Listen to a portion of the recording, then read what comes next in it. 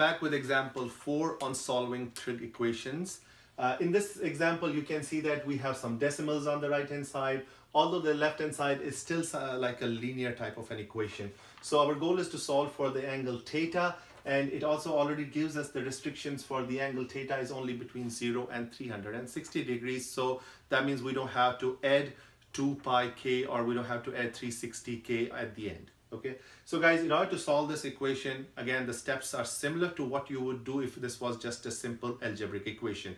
The goal is to first isolate cosine of theta or any trig function for that matter, and then from there we have to either look at the unit circle, or we may have to sometimes look at a calculator. Now guys, this is going to be a problem or a type where we cannot find the angle on the unit circle, so then in that case one has to use a calculator for this. Okay, so let us start solving this. Isolating cosine theta, that is my first important step. So to get that, first I have to subtract 1 from both sides. That's exactly what you would do for an algebraic equation, and I like to write those steps. So it's 1/2 cosine of theta. When I subtract 1 from this side, I get 0.2108. Now to get cosine theta still by itself, all we need to do is we want to get rid of that 1/2. Well, how can you get rid of the 1/2? There's few ways. One of the easiest ways to multiply by 2. So if I multiply left hand sides by 2, left hand side by 2, the 2's will cross out, so I'll just have cosine theta by itself.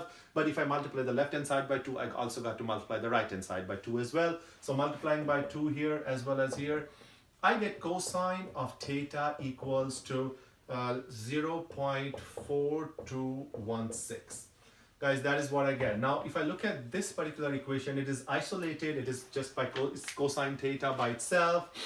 But now, after this step, in my earlier examples, usually whatever is on the right hand side is something that is already on the unit circle. But guys, this decimal is not going to be on the unit circle, so we are just going to use the calculator. So guys, in the calculator, all we have to use is that we have to use a already inbuilt inverse key. So in this case, since we have a cosine function, to find the angle theta on the calculator, you just have to use the inverse of the cosine, and we know the inverse of the cosine is the cosine inverse. On the calculator, you're going to use cosine inverse, and then inside the parentheses, you're going to just type in this 0.4216. 0.4216. Guys, keep in mind, we want the answers in degrees and all, so you should make sure before you start actually evaluating this inverse function, you should make sure that the mode in your calculator has to be in degrees, not in radians. If it is by default in degrees, that's fine. Otherwise, please go back and make sure that the mode is in degrees. Once the mode is in degrees, then you try to calculate this cosine inverse, and what do I get? This is equivalent to 65. This is what I got, 65.06 degrees. Okay. Now guys, this sometimes we feel like that's it, we are done, but keep in mind that this is like cosine of theta is a positive number right here. Please go back and look at this particular equation. It's a positive value. We know that, and again, we are restricted only between 0 to 360, so we only have to go around the unit circle once, but that still covers all the 4 quadrants. And we know cosine is positive not only in the first quadrant, but it is also positive in the 4th quadrant as well. So this value is only in the first quadrant, although the calculator is only going to give me one value. And that is one of the reasons why I don't recommend my students to use calculator unless something like this shows up, and then one has to use a calculator, because calculator is only going to give you one value. It's not going to give you all the values. But we know here that cosine function is a periodic function, that these things repeat. Same thing with the cosine function.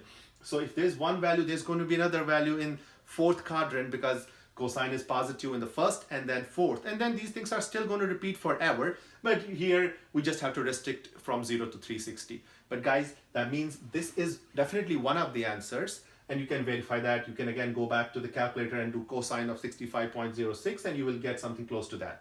Guys, this is one of the answers, but there's another one which is going to be in the 4th quadrant. So once you have this one, then you also have to find that other one in the 4th quadrant, which is not too difficult. All you have to do is you have to do 360. You have to, because the total angle covered is 360, you have to subtract this 65.06 degrees from that.